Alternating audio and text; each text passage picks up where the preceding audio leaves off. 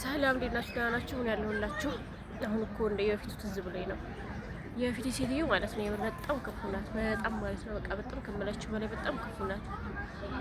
ወደ ውጭ ስንወጣ ምናምን ነገር ማለት ነው በጣም ታሳየኛለች። የምር በጣም ማለት ነው በቃ በጣም ክፉ ናት። እሷ የበላችውን ምግብ እንደዚህ የተረፋት ምናምን ግምት ጠርጋ ምናምን ነገር ሁሉ ትሰጠኛለች ማለት ነው።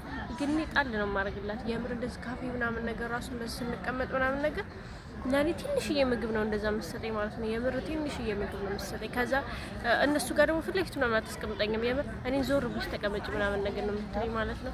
ልጆቿን ሳስብስብ አድርጋ እኔ ብቻዬን እንደዚህ ዞር ብዬ እቀመጣለሁ ማለት ነው። ግን የምር ምንም አይሰማኝም፣ ምንም ማለት ነው ምንም አይሰማኝም። ያው ፋራ እንደሆነች ስለማስብ ማለት ነው። የምር ያሁኔቱ ግን ማለት ነው በጣም ጥሩ ሰው ናት። እነሱ የበሉትን በልቼ የጠጡትን ጠጥቼ ነው በቃ በጣም ጥሩ ሰው ናት ያሁን ማለት ነው። እና መገፋት ጥሩ ነው፣ የምር መገፋት ጥሩ ነው።